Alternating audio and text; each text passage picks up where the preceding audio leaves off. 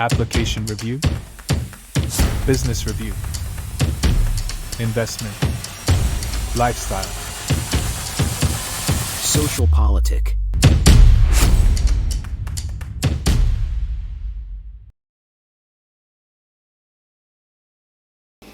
Halo Bapak Ibu, saudara-saudari sekalian, lovers and haters, salam cerdas Indonesiaku. Jumpa lagi kita pada kesempatan kali ini. Bagi Anda yang belum subscribe channel saya, silakan subscribe channel saya, tekan loncengnya agar Anda dapat notifikasi setiap kali saya mengupload video-video saya. Oke, pada kesempatan kali ini saya akan kembali melanjutkan mengulas keseruan di balik sidang sengketa Pilpres di Mahkamah Konstitusi. Seperti yang kita tahu, awal-awalnya MK mengadili sengketa Pilpres ya. Terus kemudian nanti akan dilanjutkan dengan sengketa Pileknya. Oke, apa yang seru di sini? Singkatnya dulu nih ya, makanya jangan di skip video saya supaya Anda lihat sampai akhirnya, yaitu tim hukum Anies Imin dan juga tim hukum maksud saya Ganjar Mahfud minta hadirkan sejumlah menteri jadi saksi di sidang sengketa Pilpres. Ayah wae gitu ya. Nanti kita lihat juga bagaimana komentar salah satu menteri yang diminta untuk hadir, yaitu Ibu Sri Mulyani ya, ketika ditanya wartawan. Nah, akhirnya tim hukum Prabowo Gibran juga bilang, oh begitu, kalau begitu kita juga minta Megawati hadirkan jadi saksi. Mau nggak?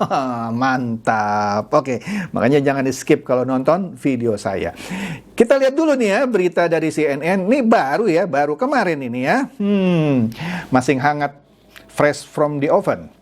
Di sini beritanya yang ada di CNN adalah Amin, maksudnya tim hukum Amin ya, minta Mahkamah Konstitusi hadirkan 4 menteri jadi saksi sidang sengketa Pilpres. Ayah wae ini. Bukannya membuktikan, dia mau membuktikan dengan cara memanggil 4 menteri. Nah, hebat ya. Buktikan dong, suara lu dicurangin berapa di TPS mana, bukan suruh panggil menteri. Oke lah, ini memang taktik-taktikan ya. Oke lah, kita ikuti saja ya. Jadi menteri yang diminta untuk dihadirkan itu Menteri Keuangan Sri Mulyani, Menteri Sosial Tri Risma Harini, Menteri Perdagangan Zulkifli Hasan, serta Menko Perekonomian Airlangga Hartarto. Jadi mereka minta supaya menteri-menteri itu dihadirkan untuk didengarkan keterangannya dalam persidangan ini. Wih deh, mantap. Kemudian Ketua MK Hakim Suhartoyo menanggapinya. Ia mengatakan Mahkamah Konstitusi bakal membahas permintaan tim Amin tersebut. Akan dirapatkanlah dengan hakim-hakim yang lain, gitu ya. Oke, katanya. Kita bahas ya. Kemudian tim hukum Ganjar Mahfud juga mendukung permintaan tim hukum Anies Imin ini mengenai menteri-menteri yang perlu dihadirkan sebagai saksi ya. Mereka bilang kami dukung usul dari pemohon nomor 1, tapi kalau majelis hakim menganggap itu tidak mungkin, kami menerima kebijaksanaan majelis, ucap kuasa hukum Ganjar Mahfud Todung Mulya Lubis. Jadi belum apa-apa, Pak Todung seperti merasa kayaknya nggak make sense ya kalau manggil menteri. Makanya Pak Todung bilang gitu ya, tapi kalau majelis hakim menganggap itu tidak mungkin, kami menerima kebijaksanaan majelis. Itu kata Todung Mulya Lubis dari kubu Ganjar Mahfud ya. Nah, ntar kita lihat bagaimana Ibu Sri Mulyani ketika ditanya mengenai tanggapannya diminta hadirnya dia sebagai saksi, ya. Astaga, lucu banget ya, lucu. Nah, kemudian kalau kita lihat di Tempo ya, Tempo juga memberitakan hal ini.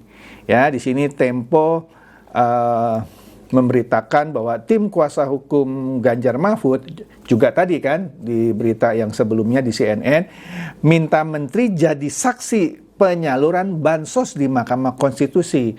Mereka menganggap itu lebih penting dari menghadirkan Kapolda yang dari dia bilang aja nggak ada lo Kapolda yang lu mau majukan, cuman ngebluff aja ya, cuman menggertak. Kita mau lihat nih, dia kan sudah janji mau menghadirkan Kapolda. Nggak dimunculkan, malah minta menteri suruh hadir. Padahal saksinya kan katanya sudah disiapkan Kapolda ya. Sekarang dia bilang menteri itu lebih penting dari Kapolda. Wih, ya. Oke deh. Jadi Todung Mulya Lubis di sini menegaskan urgensinya memanggil para menteri itu sebagai saksi dalam gugatan perselisihan hasil pemilihan umum ya, khususnya Pilpres ya di MK. Todung dan tim hukum Ganjar Mahfud mengusulkan kehadiran Menteri Keuangan, Menteri Sosial, dan Menteri Pembangunan Manusia dan Keluarga di persidangan MK. Berarti 3 ya, tapi ada berita yang bilang cuma 2. Oke deh. Dengan tujuan untuk mendalami kompleksitas permasalahan bantuan sosial yang berkaitan erat dengan tahapan Pilpres. Nah inilah ceritanya, ini para tim hukum kubu 1 dan kubu 3 itu termakan film Dirty Votes gitu ya. Bukannya mereka mengembangkan dalilnya, malah mereka menggunakan film-film itu kotor ya. Jadi begini loh, sudah diterangkan juga berkali-kali oleh Ibu Sri Mulyani. Saya yakin nanti Ibu Sri Mulyani juga akan menerangkan yang sama, bahwa yang namanya bansos itu dananya, peruntukannya sudah diputuskan di DPR oleh fraksi-fraksi yang sekarang ini baik mendukung kubu 01 maupun 03 dan juga 02. Jadi bukan ujuk-ujuk keluar gitu dananya. Enggak, sudah disetujui oleh DPR. Dananya sekian. Loh, kalau Menkuarin bisa kena itu Ibu Sri Mulyani. Makanya itu sudah keputusan politis fraksi-fraksi baik yang ada di kubu 1, 2, dan 3. Udah titik ya. Jadi ini lucu. Oke deh, nanti kita lihat saja ya. Jadi dia bilang memanggil menteri-menteri ini lebih penting daripada memanggil Kapolda. Bukan memanggil Kapolda, lu yang mau menghadirkan Kapolda ya. Yang sebelumnya mendapat larangan dari Kapolri. Setahu saya Kapolri nggak melarang kalau lu mau panggil Kapolda. Ya, Kapolri cuman bilang ya, silakan saja selama ada bukti-bukti yang cukup. Ya, saya yakin itu nggak bakal mungkin dia hadirkan itu Kapolda. Jadi alasannya dia sekarang ada larangan dari Kapolri. Mungkin ada ya, saya nggak tahu pasti, tapi yang ada di media saya nggak pernah baca ada larangan dari Kapolri. Begini loh, menurut saya ya, kalau mereka benar-benar menghadirkan Kapolda, Kapolda itu akan jadi korban. Kenapa? Begini loh, Kapolda kan pihak yang berwenang, dalam hal ini penegakan hukum juga ya. Kalau dia menjadi saksi yang bilang, iya ada penekanan-penekanan dari anggota saya terhadap para pemilih. Loh, artinya dia sebagai Kapolda membiarkan dong anak buahnya melakukan penekanan-penekanan. Nah, bisa-bisa dia kena sanksi. Kenapa? Kalau dia tahu ada penekanan-penekanan dari anak buahnya kepada para pemilih, dia harus menindak dong anak buahnya. Kalau enggak, kalau dia diam saja, dia yang kena. Ini lucu ini. Alasan dilarang Kapolri. Oke lah, kita lanjut aja ya biar usulannya ini ya. Jadi, menteri-menteri ini dianggap penting karena keterlibatan mereka dalam penyaluran bansos. Sudah saya terangkan tadi ya. Bansos itu ada subsidi listrik, subsidi BBM, ada beras. Memang orang kalau dikasih beras pasti pilih paslon 02. Memang waktu dikasih bansos bilang, ini saya kasih bansos ya, tapi pilih Prabowo Gibran. Itu saja yang dibuktikan. Jangan bilang, gara-gara penyaluran bansos itu orang pilih 02. Kok logikanya bukan kayak ahli hukum gitu ya. Tapi oke deh, biar aja nanti kita lihat. Jadi dikatakan di sini, mudah-mudahan Mahkamah Konstitusi melihat urgensi dari kehadiran Menteri Keuangan, Menteri Sosial yang kelihatannya tidak terlihat dalam penyaluran bantuan sosial. Loh, memang Ibu Sri Mulyani harus muncul ketika membagi-bagi beras. Memang Ibu Tri Risma hari ini itu harus muncul ketika bagi-bagi beras. Ya enggak lah coy. Masa mengklaim tidak kelihatan? Wih, astaga. Jadi, tim hukum ini juga ingin memperoleh kesaksian Menteri Keuangan Sri Mulyani terkait kebijakan fiskal penyaluran bansos yang melibatkan dana sebesar 496,8 triliun. Ya, astaga. Loh, kan sudah dibilang, dana itu sudah dibahas di DPR dan disetujui. Gimana sih? Kemudian pihak Ganjar Mahfud dikatakan di sini mengaku belum ada keputusan perihal anggaran Kapolda atau tidak, ya. Kami masih ada waktu untuk memutuskan apakah meminta Ketua Majelis untuk mempertimbangkan kehadiran Kapolda. Tadi sebelumnya di berita ini juga dia bilang ada larangan dari Kapolri. Ya, sekarang di sini bilangnya lain. Bingung saya, ya. Astaga, ya. Jadi, lebih lanjut, tim hukum Ganjar Mahfud bilang, 8 ahli yang akan diajukan dalam persidangan antara lain ahli tata negara. Siapa itu? Mungkin Refli Harun kali ya, nggak tahu ya. Ahli psikologi politik, sosiologi politik, komunikasi politik, ekonomi pertanian yang paham tentang bansos, serta ahli IT. Aduh, itu bisa membuktikan apa? Yang membuktikan itu kalau lu bilang curang, iya dong, lu sebut di TPS mana ada berapa ratus ribu TPS yang curang, bukan ahli IT. Paling IT nanti mau dibuat seakan-akan bersaksi itu sistem Sirekap KPU itu curang. Sirekap itu cuma sebuah sistem yang datanya dari C1. Tinggal buktikan aja C1-nya bener nggak? Astaga. Kemudian ahli sosiologi politik. Mau ngomong apa? Aduh, pusing saya nih ngelihat gini ya.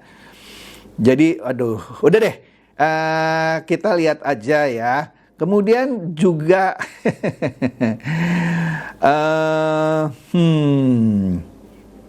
jadi dikatakan bahwa Todung juga menolak menyebutkan nama Kapolda yang akan dijadikan saksi, ya.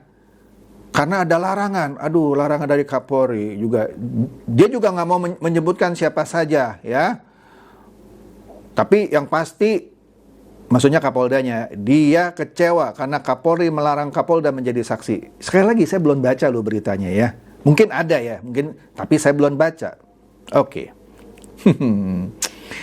Kemudian disebutkan juga bahwa mereka sebenarnya punya banyak saksi, tapi banyak orang yang enggan bersaksi karena alasan ketakutan.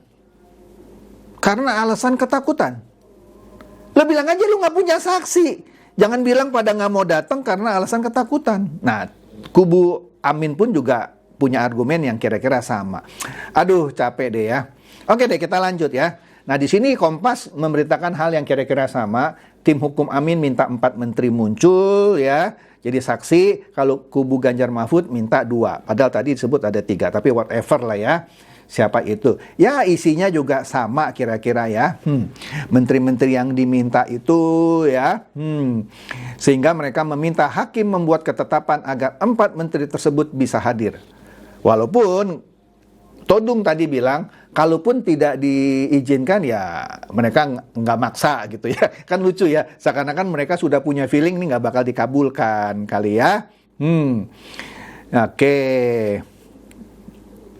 Jadi di sini ya sama lah ya, menteri-menterinya siapa, dan lebih penting menghadirkan menteri itu kalau dari kubu Ganjar Mahfud ketimbang menghadirkan Kapolda katanya. Mantap banget ya. Begitu kira-kira yang diajukan ya. Nah, kita lihat lagi di sini. MK menurut kantor berita Antara mempertimbangkan permintaan memanggil 4 menteri sebagai saksi. Ya. Nah, di sini menurut Hakim Mahkamah Konstitusi yang menangani perkara ini ya, dia akan mempertimbangkan permohonan dalam perkara tersebut memanggil menteri-menteri tersebut. Tetapi mereka bilang mereka akan rapat dulu, ya. Mereka akan rapat dulu di sesama Hakim Mahkamah Konstitusi, ya. Kemudian baru nanti diumumkan apakah dikabulkan atau tidak. Nah, Wakil Ketua Tim Pembela Prabowo Gibran, Pak Oto Hasibuan, mengatakan permintaan tersebut perlu dipertimbangkan relevansinya. Apa hubungannya terhadap perkara perselisihan hasil pemilu? Ya kalau lu selisih, masa panggil ahli sosial politik? Aduh, dari mana? Aduh, Jadi dari tim kuasa hukum Prabowo Gibran hanya minta dipertimbangkan saja, mengingat perkara ini bukan perkaraan pengajuan norma, tetapi suatu sengketa. Iya benarlah, di mana menurut kami, maksudnya menurut tim Prabowo Gibran, berlaku asas actually incumbent probatio, ya. Maka mungkin sebaiknya itu nggak perlu dilakukan. Kedua, perlu juga dipertimbangkan relevansinya. Apa hubungannya terhadap kehadiran 4 menteri tersebut dalam perkara ini, ya? Maka Hakim MK Sutoyo bilang akan mencermati dan mempertimbangkannya dalam rapat permusyawaratan hakim, ya. Jadi sidang selanjutnya Senin nanti ya, 1 April. Kita lihat nih ya, agendanya pemeriksaan. Mantap deh ya. Kemudian, maka dari itu ini dia nih. Kita lihat responnya Ibu Sri Mulyani ketika diminta jadi saksi Pilpres 2024 ya. Di sini Ibu Sri Mulyani ketika ditanya apa nih kira-kira komentar dia, ya. Tapi sebelumnya Pak Suhartoyo juga menambahkan begini katanya, Mahkamah bisa memanggil sepanjang diperlukan oleh Mahkamah. Bisa jadi yang diusulkan tadi memang diperlukan, ya. Sangat tergantung pada pembahasan kami. Tadi kan sudah dikatakan ya pada rapat permusyawaratan hakim, ya. Sehingga katanya, kalau dihadirkan pun mahkamah yang memerlukan, bukan lu gitu. Sehingga para pihak tidak boleh mengajukan pertanyaan-pertanyaan. Mampus deh. Jadi gini, misalnya permintaan untuk memanggil Ibu Sri Mulyani dikabulkan. Menteri yang lain tidak, ini contoh aja. Maka pihak baik kubu 1, kubu 3 tidak boleh nanya. Nggak boleh mencecar pertanyaan ke Ibu Sri Mulyani. Jadi yang boleh bertanya hakim-hakim MK saja. Memang enak. Gitu ya. Oke. Nah, Ibu Sri Mulyani ketika ditanya dia enggan berkomentar, ya. Dia udah males lah. Menurut saya Ibu Sri Mulyani ini sudah males. Karena dia sudah panjang lebar, juga ada di konten saya sebelumnya menjelaskan bahwa bansos itu dalam hal dananya sudah di-approve oleh seluruh fraksi di DPR. Jadi apa yang harus dipermasalahkan lagi? Nah, tinggal lu buktikan apakah ketika misalnya khususnya bansos beras ya, apakah yang dikasih itu ditekan harus pilih Prabowo. Lah, yang namanya serangan fajar juga kan banyak tuh yang ngasih-ngasih amplop, pilih gue ya, pilih gue ya. Memang ada jaminan yang dikasih itu pasti pilih dia. Bisa aja tetap pilih yang dia mau. Astaga, tinggal buktikan aja. Ada nggak bansos itu dibagi sehingga orang pilih 02? Jangan panggil menterinya. Ketawa Ibu Sri Mulyani. Aduh, gimana nih ahli-ahli hukum ya? Oke deh.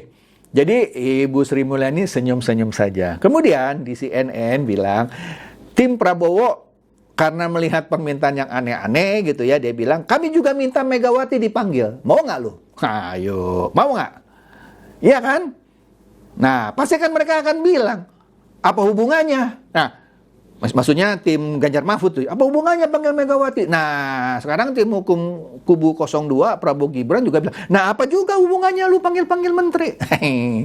Gitu ya. Jadi ini adalah sindiran dari Pak Otto Hasibuan ya, terhadap tim hukum Ganjar Mahfud dan Anies Mohaimin soal pemanggilan Sri Mulyani dan menteri-menteri lainnya lah ke dalam sidang sengketa Pilpres ya. Jadi kalau lu begitu ya gue juga mintalah datangkan Ibu Megawati ya. Tapi kami tidak melakukannya ya. Padahal bisa, lu mau gitu, gue juga bisa nih minta nih, suruh hadirkan Megawati. Tapi ia tidak melakukannya. Berarti nyindir gitu ya. Memang gue kayak lu, main sembarang minta-minta manggil.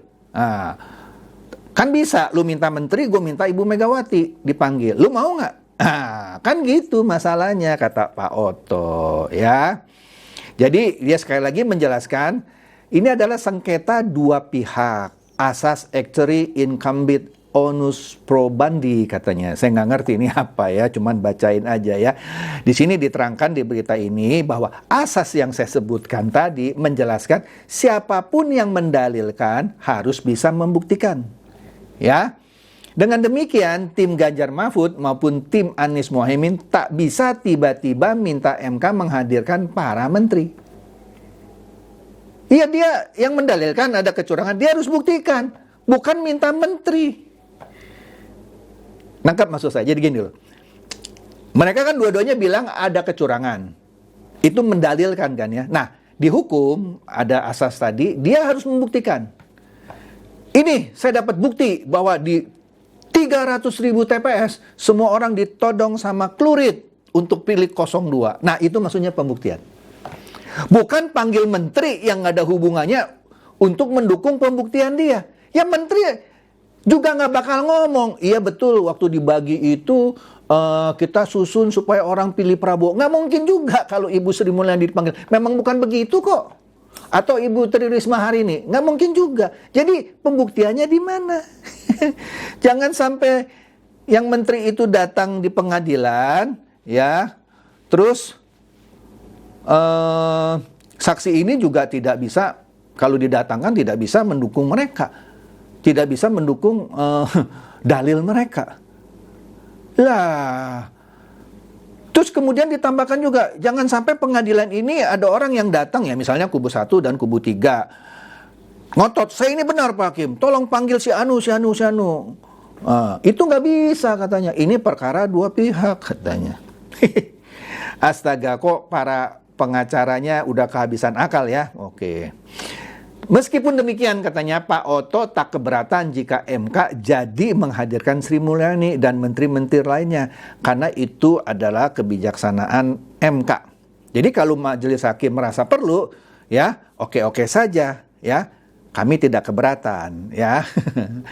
Dan tadi sudah dikatakan ya oleh hakim MK bahwa kalaupun dihadirkan, ya baik kubu 1 maupun kubu 3 nggak boleh nanya.